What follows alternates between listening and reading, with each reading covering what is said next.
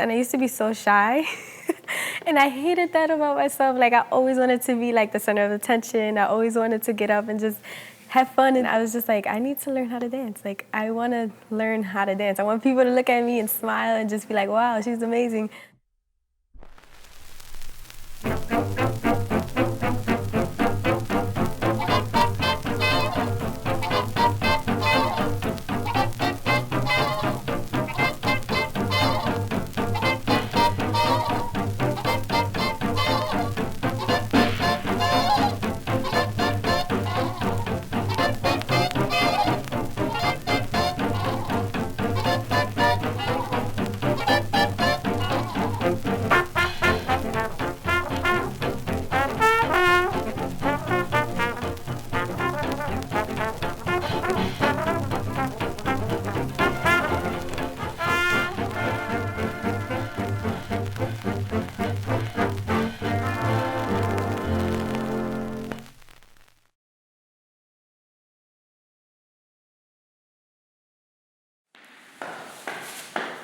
Lindy hop is a dance that became hip hop, and from the history of swing starting in Harlem to hip hop growing up in the Bronx, there's so much connection that children have no idea of the middle ground. And it's like Lindy hop, you can do Lindy hop to other dances. You are doing Lindy hop to other dances. You're just doing a newer version of it. It's important to me to teach children about, especially children of color, about their history, whether it be Lindy hop or another style of dance. The fact that where they grew up has already so much culture.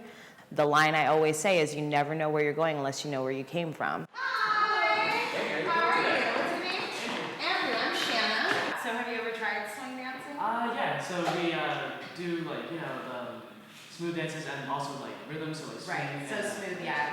So you've done a little bit of swing dance. Yeah. Okay. So like, what's When I discovered Lindy hop, it just blew me away, and I just automatically just cling to it because it's something that I can share with other people, and it's something that's intergenerational.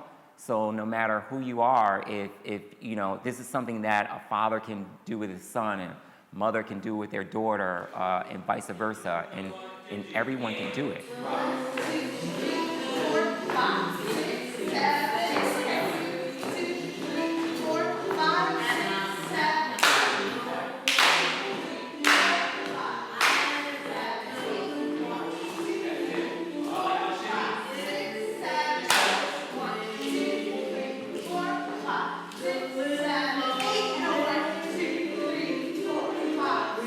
7, 8, I was classically trained as a vocalist, and then I went to school for jazz, and I had a whole new understanding about the music and the history. This is an art form that was born here in New York, and it goes hand in hand with jazz music.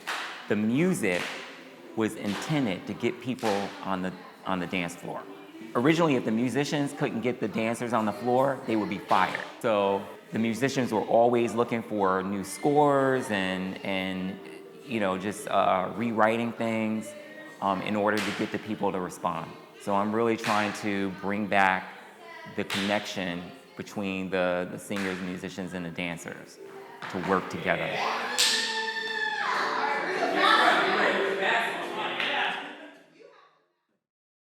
I created Urban Stomp to show the connections between swing and mambo, but how they changed a generation and how they're still relevant today. Related to civil rights, human rights, immigration. We learn more about Latin America, the United States, Europe, and Africa. Urban Stomp is based in New York City because New York City is a place of creation. It has so much energy. So myself, the different artists, the anthropologists, historians, we went throughout Manhattan, the Bronx, Staten Island, Brooklyn, trying to find space to share the different types of art forms. All right, everybody, rise and shine.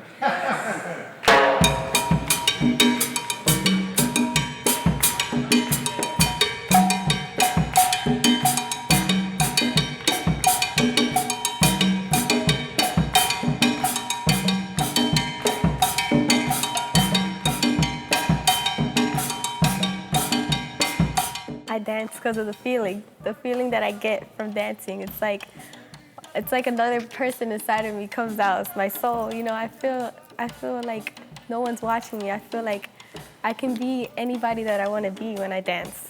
I knew New York City was the place to be because I would go to congresses and like the best dancers, the best instructors, the best social dancers, everything, we're from New York. So I'm just living my dream, and you know, I get to dance every day. There's just certain things in life that you need to express, and you can't find any other way to do it. It's very therapeutic. It's not just salsa or mambo, or just dancing in general has really changed my life. My father contributed a structure to salsa. Back then, salsa it's a free-form idea. We danced to what we call the clave. So what my father did was he implemented structure and timing into this dance. And by doing that, he was able to organize people in large groups and get them to dance in sync. He's an inventor of the Antu New York style mambo. Whenever you get something from a rural environment going to an urban environment, it just becomes a little bit more complex. The rhythm of the city, and the bustle and the hustle. So like here, when we play in New York City, we play very aggressive, which is cool. New York is a city of confrontation. You don't know when you get on the subway what's going to happen on the post. All those little things get transferred to the musicians and to the dancers too. Okay. In our culture, we don't go to see a psychiatrist or a psychologist. Our therapy is this. This is our therapy, which is a very, very cool thing. So it's important that you continue this and pass it on. It's a very cool thing.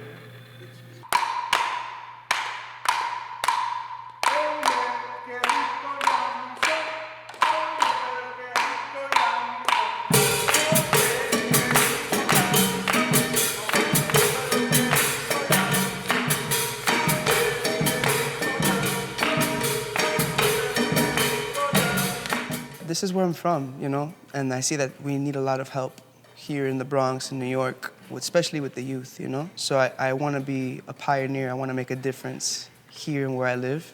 And it's also given me everything that I have now, you know, my experiences. It's formed my character. It's shaped who I am. So I want to be able to be that example for the younger ones. I truly enjoy teaching. I truly enjoy sharing music and dance with anyone. It really does help you grow as an individual. That's what I love about this dance and this music. There are no barriers to it. You know, it's an invitation for everyone. It's a big party, and it's amazing.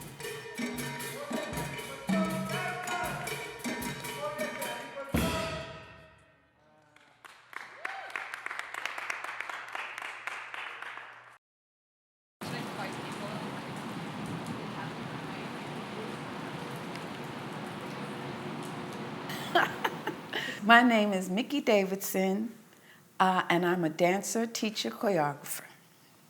And I communicate through movement. I used to teach at the Studio Museum of Harlem when it was located on 125th Street and 5th Avenue, children. And the children danced in the midst of these exhibits and exhibitions, and nobody ever touched or knocked anything over, but it's the spirit, it's the energy of visual arts creating the environment that the dance lived in. It's the origin of it, it's the culture. So as a person who was hanging in Harlem before the urbanization of it, the new urbanization of it, it was like living in the history of it.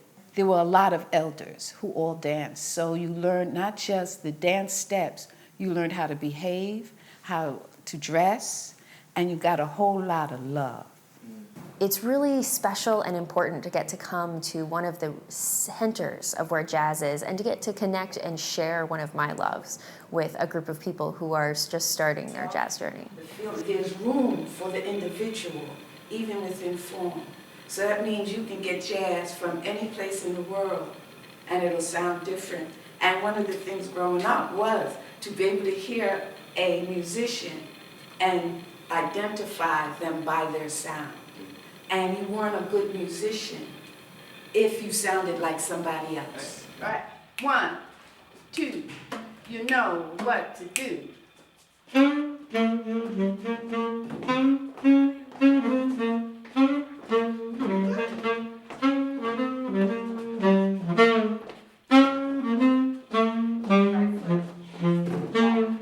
I'm a jazz musician and a saxophone player and a big band leader. I'd say that's my other instrument. Teaching was always part of what I do, and this is how I grew up as well. All of our teachers or the musicians around me were also educators.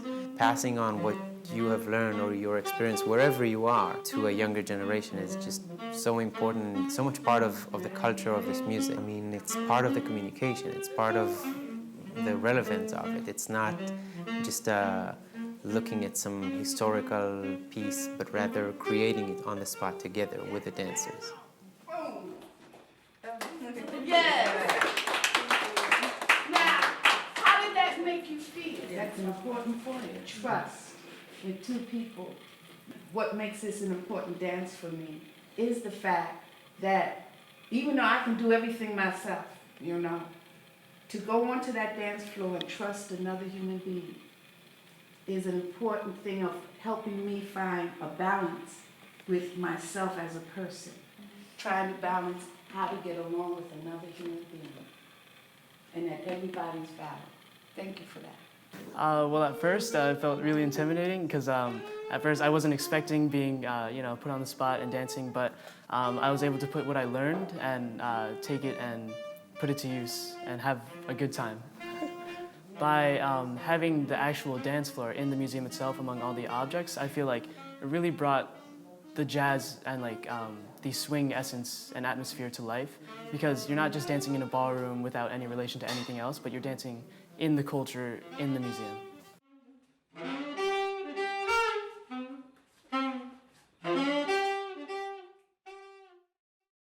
I often say that a part of resistance, a part of battling against injustice is not just protesting, but it is also to create the world in which you really want to see.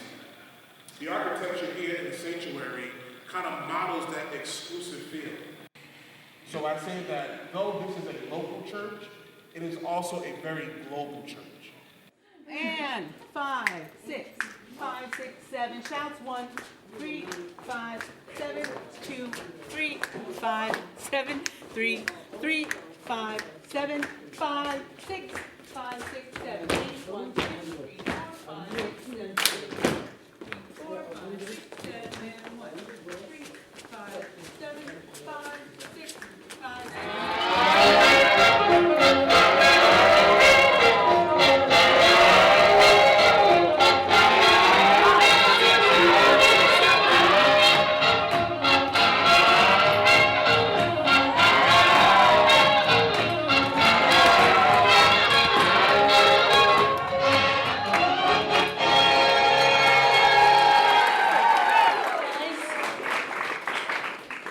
Isn't this such a great day?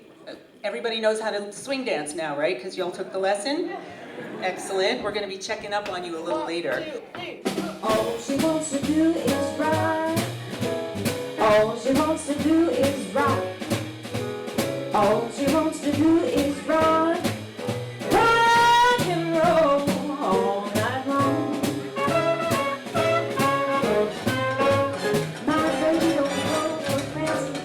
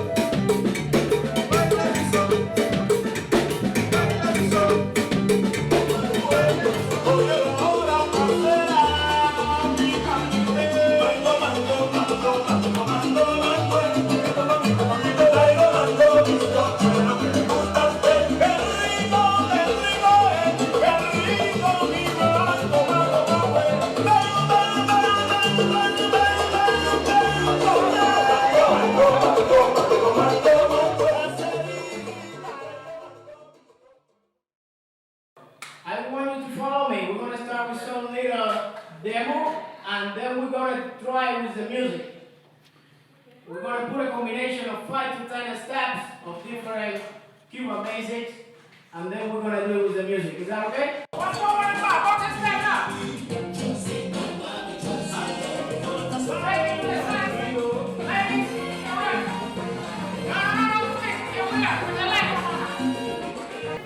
There's a lot we can learn from the contributions of these groups that influenced swing and mambo specifically. So African Americans, Puerto Ricans, Cubans, the people who really melded and fused all of these rhythms together, who had the courage to perform these rhythms and to share their traditions with the world. Urban Stomp is an experience. It's an experience of community, it's an experience of dialogue, it's an experience of empathy, and overall experience of art and what art can do locally and globally.